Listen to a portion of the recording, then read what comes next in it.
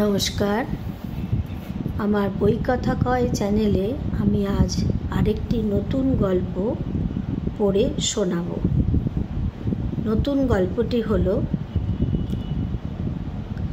পরিমল গোস্বামীর শ্রেষ্ঠ ব্যঙ্গ গল্প। তার মধ্যে একটি গল্প হলো সাধু হীরালাল।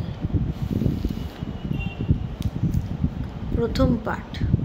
হীরালাল যখন স্কুলে পড়ে তখন সে মনে করিয়াছিল বড় হইয়া উকিল হইতে হবে, কারণ তাহার পিতা উকিল ছিলেন। উক্ত হীরালাল যখন স্কুল ছাড়িয়া কলেজে ভর্তি হইল তখন তাহার মত বদলাইয়া গেল, কারণ সে তখন বিজ্ঞান পড়িতেছে।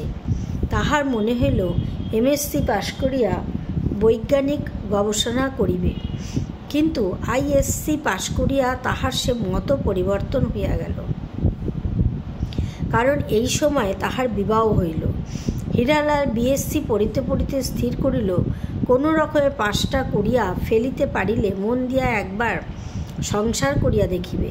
স্ত্রীকে ছাড়িয়া বৎসরের মধ্যে 6 মাস বিদেশে কাটানো তাহার পক্ষে দুঃসাধ্য বোধ হইল।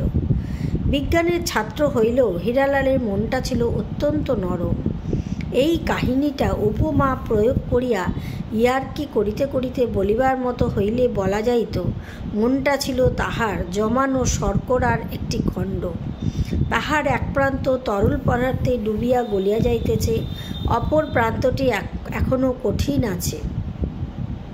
কিন্তু কাহিনীর গুরুত্ব উপমা প্রয়োগের উপযুক্ত নহে, সেজন্য পাঠক ক্ষমা করিবেন। হীরালাল যথাসময়ে বিএসসি পাশ করিয়া একবার পশ্চাতে চাহিল। যে উচ্চাকাঙ্ক্ষা চিহ্নিত পথ সে পশ্চাতে ফেলিয়া আসিয়াছে তাহার দিকে চাহিয়া সে একটু হাসিল মাত্র। হাসিয়া সম্মুখে চাহিল, দেখিতে পাইল সম্মুখভাগে মাসে 300 টাকা উপার্জনকারী পিতা বৈতরণী পার হইতেছে। হীরালাল মুহূর্তকাল চোখ বুজিয়া অগ্র এবং পশ্চাৎ বিশেষ বিবেচনা করিয়া দেখিল এবং দেখিয়াই বুঝিতে পারিল চাকুরির চেষ্টায় পথে পথে ঘুরিতে হইবে। মন দিয়া সংসার করা আর তাহার হইবে না। কিন্তু কথাটা হীরালালের নিজের কাছেও কেমন হাস্যকর বোধ হইল, কারণ সে অহরহ শুনিতেছে যে ব্যক্তি 10টা 5টা অফিসে থাকে সে সংসারী, আর যে ব্যক্তি বাড়িতে বসিয়া থাকে সে বিভাগী। হীরালাল যেটা সংসার মনে করিয়াছিল সর্বজনীন ভাষায় সেটা আশ্রম। আশ্রম কি নিষ্ঠুর পৃথিবী। দ্বিতীয়। যথাসময়ে পিতৃশ্রাদ্ধ সমাপন করিয়া হীরালাল চাকুরির চেষ্টায় দিন কাটাইতে লাগিল। চাকুরি কিছুতেই মিলিল না। কাগজের অনটেড কলম দেখিয়া দরখাস্ত দিলে চাকুরি মেলে না, ইহা সে জানিত। তবু একবার পরীক্ষা করিয়া দেখিল। অপরপক্ষে বাড়িতেও তো আর বসিয়া থাকা যায় না। হীরালাল তথাপি বাড়িতে বসিয়াই কিছু কিছু লেখা অভ্যাস করিতে লাগিল। মফস্বলের সংবাদদাতা হইয়া মাস 3 বিশ্বদূত নামক বাংলা সাপ্তাহিক কাগজ বিনামূল্যে লাভ করিল। তাহার বেশি কিছু হইল না। একটি কর্তব্য তাহার এখনও বাকি ছিল। এমন দেখা যায় লোকে কোনো একটা কিছু লাভ করিবার জন্য প্রাণপণ চেষ্টা করিতেছে, কিন্তু কিছুতেই তাহা লাভ করিতে পারিতেছে না। তখন লোকে মরিয়া হইয়া ওঠে এবং দেখা যায় মরিয়া হইয়া উঠিলেই পার্থিব বস্তু লাভ করিতে পারে। হীরালালের এই কৌশলটি জানা ছিল। সে এখন এই কৌশলটি প্রয়োগ করিল। সে মরিয়া হইয়া শহরে চলিয়া আসিল এবং মরিয়া হইয়া বিশ্বদূত সম্পাদকের কাছে কাঁদিয়া পড়িল। যে কোনো একটা কাজ দিতেই হইবে। সম্পাদক মহাশয় সামান্য 25 টাকা বেতনে সংবাদ অনুবাদের কাজে হীরালালকে নিযুক্ত করিলেন। ইহা ছাড়া সপ্তাহে একটি করিয়া বৈজ্ঞানিক প্রবন্ধ বা সংবাদ ইংরেজি পত্রিকা হইতে সংকলনের ভারও সে পাইল। ক্রমশ তাহার কাজের উন্নতি হইল। বেতন বাড়িয়া ক্রমশ 40 হইল এবং বিজ্ঞাপন বিভাগও তাহার হাতে আসিতে লাগিল। কাজ যখন কোথাও জোটে না তখন 25 টাকার কাজ দুর্লভ বলিয়া বোধ হয়। পরে চাকরিতে অভ্যস্ত হইয়া গেলে 40 টাকা তুচ্ছ হইয়া যায়। তাহাদেরই কাগজে বিজ্ঞাপন দিয়া কত অশিক্ষিত লোক কত টাকা উপার্জন করিতেছে, আর সে বিএসসি পাশ করিয়া সামান্য 40 টাকা উপার্জন করে। 1 মিনিটের চিন্তার ফলে চাকরিতে তাহার ধিক্কার আসিল। এমন সময় সেই শহরে হিম সাধু নামে এক সাধুর আবির্ভাব হওয়াতে সমস্ত ওলট পালট হইয়া গেল। সাধু হিমালয় হইতে আসিয়াছেন বলিয়া তাহার নাম হিমসাধু। হিমসাধু অলৌকিক ক্রিয়ায় সকলকে মুগ্ধ করিতে লাগিলেন। তাহার সংবাদ প্রতি সপ্তাহে বড় বড় অক্ষরে বিশ্বদূতে ছাপা হইতে লাগিল। হিমসাধু 10 হাত শূন্যে ঝুলিয়া থাকিতে পারেন, যতদিন ইচ্ছা অনাহারে বাঁচিতে পারেন। হিমসাধু কুকুরকে বিড়াল এবং বিড়ালকে ইঁদুর বানাইতে পারেন। তিনি স্বয়ং ময়ূর হইতে পেখম তুলিয়া নাচিয়া হাজার হাজার লোককে মুগ্ধ করিতেছেন। এরূপ সংবাদ বিশ্বদূতে ছাপা হইল। প্রুফ দেখিতে দেখিতে হীরালাল হঠাৎ মনে হইল, হায়, সেও যদি ময়ূর হইয়া নাচিতে পারিত। হীরালালের মন টলিতে লাগিল। একটিমাত্র নিদ্রাহীন রজনী ভোর করিয়া হীরালাল হিমসাধুর সঙ্গে দেখা করিয়া আসিল। হিমসাধু 1 মাস শহরে ছিলেন। হীরালাল প্রতিদিন একবার করিয়া দেখা করিল। সাধু খুশি হইয়া বলিলেন, আগামী চৈত্র মাসের সংক্রান্তিতে হিমালয়ে আমার সঙ্গে দেখা করিস, তোকে দীক্ষা দেব বলিয়া তাহাকে তাহার ঠিকানা লিখিয়া দিলেন। আগামী চৈত্র সংক্রান্তি, সে যে পুরা 1 বৎসর। কিন্তু এদিকে যে হীরালালের মন উদ্ভ্রান্ত হইয়া উঠিয়াছে। টাকার কল্পনায় সে চঞ্চল, সে যে আর চাকুরি করিতে পারিবে না। শর্করা খণ্ডের যে দিকটা গলিবার উপক্রম হইয়াছিল, সেই দিকটা ক্রমশ কঠিন হইয়া উঠিল। আর তো বাঁশির আওয়াজ নয়, সে এবারে চৈত্র সন্ন্যাসীর সিংহার আওয়াজ শুনিতে পাইয়াছে। হীরালাল কিছুদিন হইতে অসাধ্য কিছু করিবার কল্পনা করিতেছিল বটে, কিন্তু কল্পনা এরূপ স্পষ্ট রূপ লইয়া ইতিপূর্বে আর দেখা দেয় নাই। যদি কার্যে পরিণত হয়, তা হইলে তাহার উচ্চাশা কিছু পূর্ণ হইতে পারে। হীরালাল সম্পাদকের সঙ্গে 5-6 দিন ধরিয়া নানারূপ পরামর্শ করিল। সম্পাদক অবশেষে বুঝিলেন হীরালালের প্ল্যানে লাভ ছাড়া লোকসান নাই এবং তাহাকে সাহায্য করিবেন বলিয়া প্রতিশ্রুতি দিলেন। তৃতীয়, পর সপ্তাহেই বিশ্বদূতে একটি অভিনব সংবাদ বাহির হইল। পুনরায় অলৌকিক সাধুর আবির্ভাব। বিশ্বস্ত সূত্রে জানা গিয়াছে যে শহর হইতে 2 মাইল দক্ষিণে যে জঙ্গল আছে, সেখানে রজনী বাবা নামক বিখ্যাত সাধুর আবির্ভাব হইয়াছে। তিনি দিনে 16 আনা অদৃশ্য হইয়া যান, রাত্রে দেখা দেন। রাত্রে দেখা দেন বলিয়ায় তাহার নাম রজনী বাবা।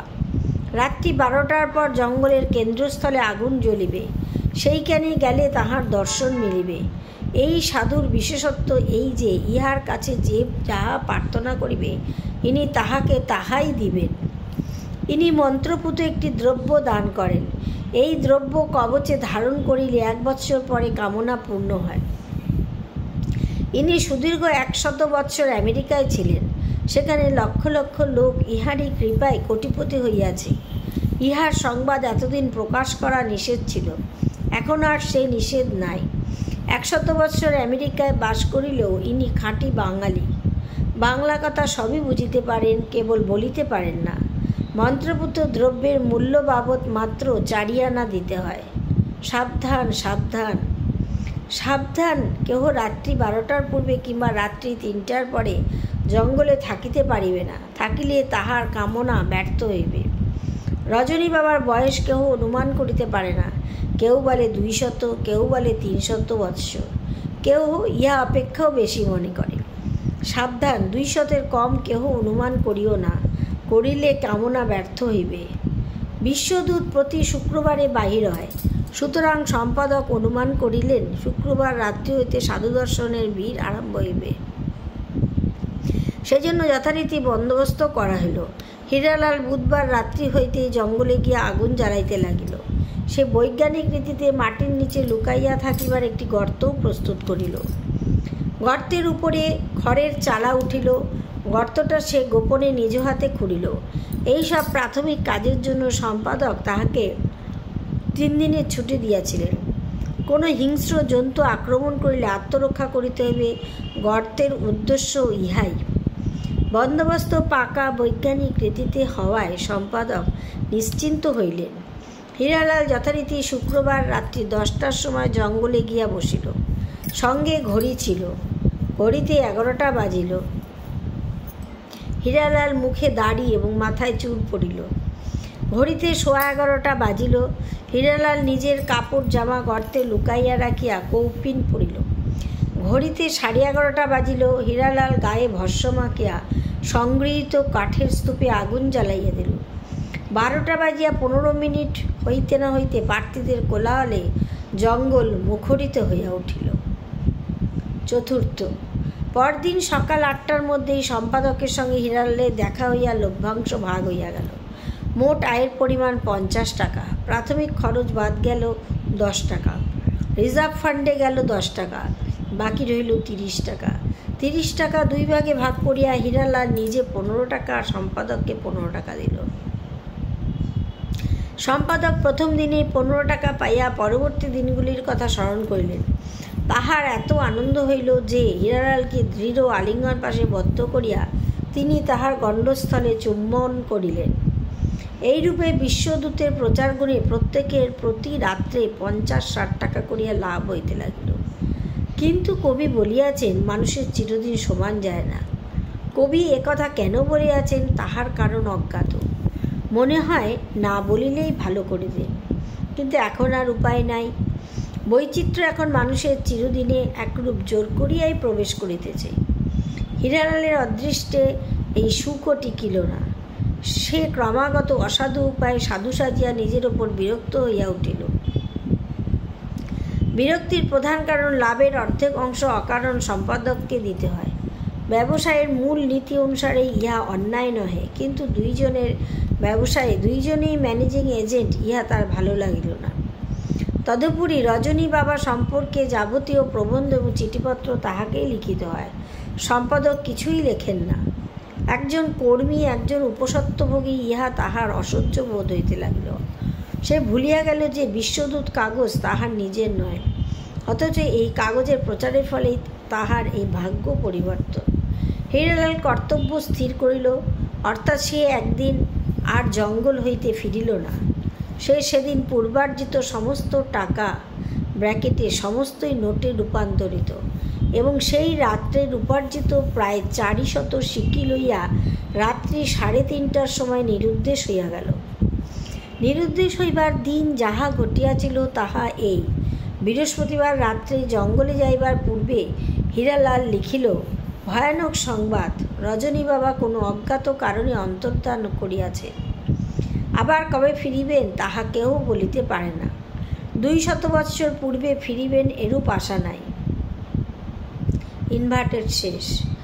ব্র্যাকেটে কম্পোজিটরগণ ইহা ছাপিতে গিয়া চঞ্চল হইয়া উঠিয়াছিল, কিন্তু হীরালাল বলিয়াছিল, রজনী বাবার নিজস্ব সংবাদদাতা সংবাদ দিয়াছেন এবং বলিয়া দিয়াছেন কাগজে ছাপার আগে এ সংবাদ যেন প্রকাশ না হয়। একথা শুনিয়া তবে কম্পোজিটরগণ আশ্বস্ত হয়। ব্র্যাকেট শেষ। হীরালাল লেখার শেষ প্রুফ দেখিয়া ছাপিবার অর্ডার দিয়া তবে অফিস হইতে বাহির হইল এবং ওই তাহার শেষ বাহির হওয়া। হীরালাল সোজা নিজের গ্রামে গিয়া উঠিল। পথে তাহার মনে হইয়াছিল এইবার কিছুদিন শান্তিতে থাকা যাইবে, কিন্তু 2 দিন যাইতেই হীরালাল বুঝিতে পারিল সংসার মরুভূমি এবং শান্তি মরীচিকা। টাকার পথে সে যে আলো দেখিয়াছিল, গৃহের পথে সে আলো নাই। গৃহ ছায়াময়, অর্থাৎ বিষাদময়, অর্থাৎ বিষময়। তাহার শ্বাসবোধ হইবার উপক্রম হইল। বন্ধনে তাহার মুক্তি মিলিল না। সেই হিমালয়ের সাধুর কথা চিন্তা করিতে লাগিল। চিন্তা করিতে করিতে তাহার মন ক্ষিপ্ত হইয়া উঠিল এবং ক্ষিপ্রতার উগ্রতাস সে একদিন ঘুমন্ত স্ত্রীকে ফেলিয়া চৈতন্যদেবের মতো গৃহত্যাগ করিয়া গেল। গ্রামে প্রচার হইয়া গেল হীরালাল সন্ন্যাসী হইয়া গিয়াছে। কিন্তু 1 মাস পরে হীরালাল নিজে ঠিকানাহীন একখানা চিঠি দিয়া জানাইল সে সাধু হইয়াছে। চিঠিখানা অবশ্য চৈত্র সংক্রান্তির পরে লেখা। পঞ্চম, কিছুদিন পূর্বে শিলিগুড়ি অঞ্চলে অতিকায় মানুষের পায়ের চিহ্ন আবিষ্কৃত হইয়াছে। ইহাতে ইনভার্টের মধ্যে অমৃতবাজার পত্রিকা শঙ্কিত হইয়াছিলেন এবং ইনভার্টের মধ্যে আনন্দবাজার পত্রিকা বিদ্রুপ করিয়া বলিয়াছিলেন উহা কিংকংয়ের পদচিহ্ন। কিন্তু কিংকংয়ের পদচিহ্ন যে নয় তাহার একটি কারণ, কিংকং বলিয়া বাস্তব জগতে কোনো অতিকায় প্রাণী নাই। সিনেমা জগতে কিছুদিন আগে এক কিংকংয়ের আবির্ভাব ঘটিয়াছিল, কিন্তু সেই কিংকংয়ের পা ছিল না, এবং পা ছিল না বলিয়াই পদচিহ্নও ছিল না। সিনেমায় যাহারা কিংকং দেখিয়াছেন তাহারা লক্ষ্য করিয়াছেন কিনা জানি না, যখন কিংকংয়ের বিরাট মূর্তি দেখানো হইতেছিল তখন তাহার পায়ের দিকটা সম্পূর্ণ অদৃশ্য ছিল। হাঁটু পর্যন্ত স্পষ্ট ছিল, তাহার নিচের অংশ স্বচ্ছ হইয়া একেবারে অদৃশ্য হইয়া গিয়াছিল। দ্বিতীয়ত, সিনেমার কিংকং অতিকায় মানুষ নহে, অতিকায় হনুমান। তৃতীয়ত, কিংকং শব্দটির উৎপত্তিস্থল চীন দেশ, এবং চীন দেশের কোনো মানুষই অতিকায় নহে, তাহারা বেটে। সুতরাং শিলিগুড়ি অঞ্চলের অতিকায় মানুষের পদচিহ্ন সম্বন্ধে আনন্দবাজারের সন্দেহ অমূলক। আসল ব্যাপার কি তাহা বলিতেছি। হীরালাল যেদিন হিমসাধুর নিকট হইতে দীক্ষা লইয়া রূপান্তরী বিদ্যার কিয়দংশ আয়ত্ত করিল, সেদিন সে ঠিক করিল এইবার তাহার দেশে ফিরিবার সময় হইয়াছে। কারণ এইবার সে তাহার অলৌকিক ক্রিয়াকলাপ প্রকাশ্যে দেখাইতে পারিবে। এইবার সে দর্শনী লাভ করিয়া কোটিপতি হইবে, এবং অবশেষে একদিন সমগ্র পৃথিবীর সম্রাট হইয়া মহাসুখে কালযাপন করিবে, ইহা সে এক প্রকার স্থির করিয়া ফেলিল। কিন্তু দেশের একটি সংবাদ সে জানিতে পারিল না। সে জানিতে পারিল না যে বিশ্বদূত একবার তাহার উন্নতির পথ পরিষ্কার করিয়া দিয়াছিল, তাহার পলায়নের পর সেই বিশ্বদূত ধীরে ধীরে তাহার সব সততার কথা কৌশলে ব্যক্ত করিয়া দিয়াছে। সে জানিল না যে এতদিন সপ্তাহের পর সপ্তাহ বিশ্বদূত তাহার জুয়াচুরির কথা প্রকাশ করিয়া গ্রাহক সংখ্যা 4-5 গুণ বাড়াইয়া ফেলিয়াছে। কি করিয়াই বা জানিবে? হীরালাল সংবাদপত্রের জগৎদূরের কথা এতদিন সে মানুষের জগতেরই বাহিরে পড়িয়াছিল। এতদিন সে ছিল কাঞ্চনজঙ্ঘার কয়েক হাজার ফুট নিচে হিমসাধুর আশ্রমে। ষষ্ঠ, হীরালাল মানুষের পৃথিবীর সংবাদ কিছুই না জানিয়া একদিন কাঞ্চনজঙ্ঘার জঙ্ঘা প্রদেশ হইতে দেশের পথে যাত্রা করিল। মাটির পথে নয়, আকাশের পথে। স্পেসিফিক গ্র্যাভিটির সূত্র অনুসারে সে নিজের দেহকে এতদূর বাড়াইয়া লইল যাহাতে সে বিশেষ ওজনের দেহটি আকাশপথে বিনা আয়াসে ঘণ্টায় 100 মাইল উড়িয়া আসিতে পারে। তাহার 2খানি হাত ডানায় পরিণত হইল। তারপর হীরালাল উড়িল। গভীর রাত্রে আকাশে কেউ চাহিয়া দেখিল না, আর দেখিলেও হয়তো মনে করিত বিমান উড়িতেছে। শিলিগুড়ির কাছাকাছি আসিয়া হীরালালের বড় ইচ্ছা হইল একবার দেশের মাটি স্পর্শ করে। বহুদিন সে মাটি স্পর্শ করিতে পারি নাই। এক জঙ্গলের ধারে নামিয়া হীরালাল কিছুক্ষণ বিশ্রাম করিয়া লইল। মাটি স্পর্শ তাহার কাছে বড় মনোরম বোধ হইল। ব্র্যাকেট শুরু। এই স্থানের মাটিতে সে তাহার অজ্ঞাতসারে পদচিহ্ন রাখিয়া গিয়াছিল, এবং এই পদচিহ্ন লইয়াই সংবাদপত্রে আলোচনা হইয়াছে। ব্র্যাকেট শেষ। অবশেষে হীরালাল দেশে পৌঁছিল। হীরালাল ছাত্রজীবনে একদিন গৃহের প্রতি আকর্ষণবশত প্রতিজ্ঞা করিয়াছিল মন দিয়া সংসার করিবে, অর্থাৎ একাগ্র মনে বাড়ি বসিয়া থাকিবে। কিন্তু সংসারের স্পর্শ পাইয়াই বুঝিয়াছিল সংসারের মায়া সম্পূর্ণ না কাটাইলে সংসার করা দুঃসাধ্য। কিন্তু আজ তাহার অবস্থার পরিবর্তন হইয়াছে। আজ সে হীরালাল নয়, সাধু হীরালাল। আজ সে অলৌকিক ক্ষমতার অধিকারী সাধু হীরালাল। আজ সে পৃথিবীর সম্রাটের মধ্যে অ্যাপ্রেন্টিস হীরালাল, এবং কয়েক বছরের মধ্যে সম্রাট হীরালাল। সুতরাং গৃহের প্রতি তাহার আকর্ষণও নাই, বিকর্ষণও নাই।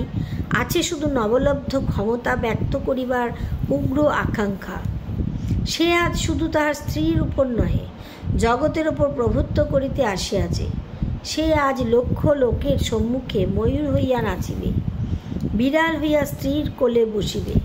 কিন্তু গৃহে পৌঁছিয়া এ সব কিছুই করিবার দরকার হইল না। দেখা হইবা মাত্র স্ত্রী নির্বোধের মতো চিৎকার করিয়া কাঁদিয়া লই বলিল, ওগো, তোমাকে পুলিশে ধরবে গো, ইত্যাদি। গ্রামশুদ্ধ লোক কান্না শুনিয়া জানিয়া গেল সাধু হীরালাল ফিরিয়া আসিয়াছে। গ্রামশুদ্ধ লোক কান্না শুনিয়া জানিয়া গেল সাধু হীরালাল ফিরিয়া আসিয়াছে। সুতরাং কথাটা পুলিশের কানে যাইতে দেরি হইল না। পুলিশ হীরালালকে ধরিতে আসিল। হীরালালের হাতে আর সময় নাই, 1 মিনিটে কর্তব্য স্থির করিতে হইবে। একবার মনে হইল পাখি হইয়া উড়িয়া যাইবে, একবার মনে হইল কীট হইয়া মাটিতে লুকাইবে, কিন্তু তাহাতে কী লাভ হইবে? পুলিশ জানিবে হীরালাল অলৌকিক ক্ষমতাবশত ফাঁকি দিল এবং বাঁচিয়াই রইল, কোথাও শান্তিতে থাকা যাইবে না। সুতরাং পুলিশের আসা পর্যন্ত সে অপেক্ষা করিল এবং পুলিশ যখন 25 হাতের মধ্যে আসিয়া পড়িল তখন তাহাদের সম্মুখ দিয়া হীরালাল ছুটিয়া পলাইতে লাগিল। পুলিশ তাড়া করিল। হীরালাল ছুটিয়া গিয়া নদীতে ডুবিয়া গেল, আর উঠিল না। পুলিশ চেষ্টা করিয়াও আর তাহার সন্ধান পাইল না। সকলেই জানিল হীরালাল মরিয়াছে, কিন্তু হীরালাল কি সত্যই মরিল? না, হীরালাল মরিল না। হীরালাল কুমির হইয়া জলে দিন কাটাইতে লাগিল।